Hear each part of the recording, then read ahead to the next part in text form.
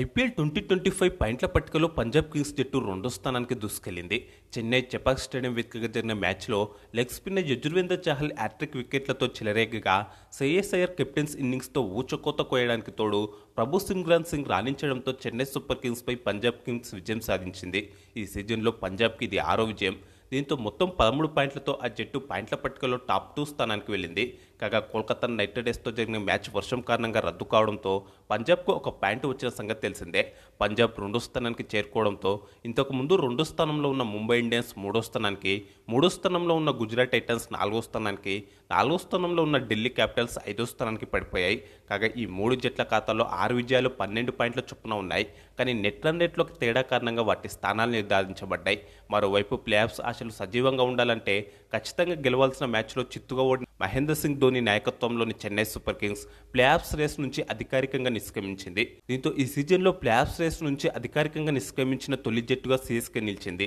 ఈ సీజన్లో ఇప్పటివరకు 10 మ్యాచ్లు ఆడిన చెన్నై సూపర్ కింగ్స్ 2 మాత్రమే గెలిచి ఏకంగా 8 ఓడిపోయింది. కేవలం 4 పాయింట్లతో అట్టడుగున 10వ స్థానంలో నిలిచింది. మిగిలిన 4 మ్యాచ్ల్లో గెలిచినప్పటికీ సీఎస్కే ప్లే ఆఫ్స్ చేరడానికి అవకాశాలు ఉండవు. ఈ సీజన్లో లీగ్ దశలో కనీసం ఒక్క జట్టు కూడా ఇప్పటివరకు 11 మ్యాచ్లు కూడా ఆడకముందే సీఎస్కే ప్లే ఆఫ్స్ రేస్ నుంచి నిష్క్రమించడం గమనార్హం.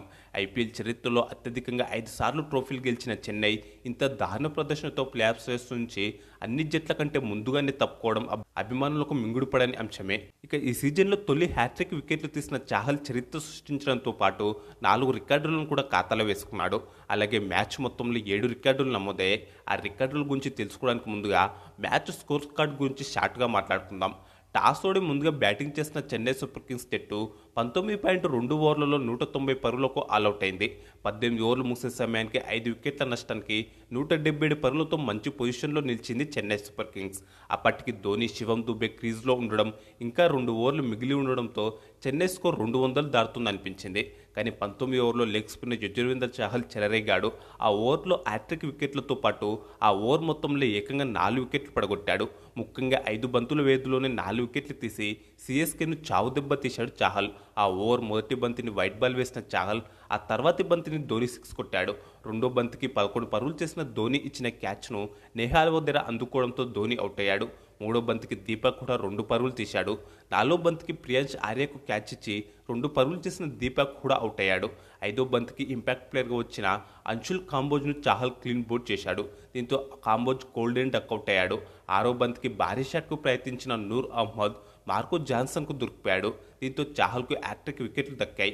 ఈ ఓవర్కు ముందు వేసిన 2 ఓవర్లలో ఒక్క వికెట్ కూడా తీయని చాహల్ ఈ ఓవర్లోనే 4 వికెట్లు పడగొట్టాడు. హర్షదీప్ సింగ్ వేసిన చివరి ఓవర్ మొదటి బంతికి 4 కొట్టిన శివం దుబే మొత్తంగా 6 పరుగులు చేసి ఆ తర్వాతి బంతికి అవుట్ అయ్యాడు.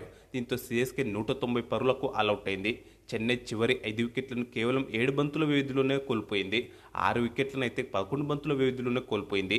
కాగా 187 స్ట్రైక్ రేట్తో 47 బంతుల్లోనే 88 పరుగులు చేసిన సామ్ కరన్ టాప్ స్కోరర్గా నిలిచాడు. సామ్ కరన్ ఇన్నింగ్స్లో 9 4లు 4 6లు ఉన్నాయి. ఈ మ్యాచ్లో 1 డౌన్లో బ్యాటింగ్కు వచ్చిన సామ్ కరన్ భారీ ఇన్నింగ్స్తో చెలరేగాడు. పవర్ ప్లేలోనే 48 పరుగులకే 3 వికెట్లు కోల్పోయి కష్టంలో ఉన్న చెన్నైని డేవాల్డ్ బ్రైవెస్తో కలిసి ఆదుకున్నాడు. వీరిద్దరు 4వ వికెట్కు 50 బంతుల్లోనే 78 పరుగులు జోడించారు. ఈ క్రమంలోనే సామ్ కరన్ 30 బంతుల్లో హాఫ్ సెంచరీని పూర్తి చేసుకున్నాడు. ఐపీఎల్లో కరన్కి ఇది 6వ హాఫ్ సెంచరీ. ఆ తర్వాత సెకండ్ టాప్ స్కోరర్గా 123 స్ట్రైక్ రేట్తో 26 బంతుల్లో 32 పరుగులు చేసిన డేవాల్డ్ బ్రేవిస్ నిలిచాడు. అతని ఇన్నింగ్స్లో 2 4లు 1 6 ఉన్నాయి. మిగతా వారిలో జడేజా 17, ధోని 11, షేక్ రషీద్ 11, ఆయుష్ మాత్రే 7, శివం దుబే 6, దీపక్ కూడా 2 పరుగులు చేశారు. పంజాబ్ బౌలర్లో చాహల్ 4 వికెట్లతో చెలరేగగా Arshdeep Singh, Marco Jansen 2 wicket తీశారు. అజ్మదుల్లా, హర్ప్రీత్ బార్ తలో వికెట్ తీశారు.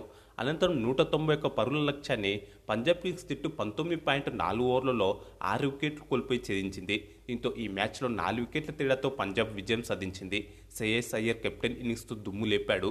చెన్నై బౌలర్లను ఊచకోత కోస్తూ ఈ సీజన్లో 4వ హాఫ్ సెంచరీతో చెలరేగాడు. ఐపీఎల్ కెరీర్లో శ్రేయస్కి ఇది 25వ హాఫ్ సెంచరీ. 175 స్ట్రైక్ రేట్తో 41 బంతుల్లో 72 పరుగులు చేశాడు. అతని ఇన్నింగ్స్లో 5 4లు 4 6లు ఉన్నాయి. 150 స్ట్రైక్ రేట్తో 36 బంతుల్లో 54 పరుగులు చేశాడు ప్రభు సిమ్రాన్ సింగ్.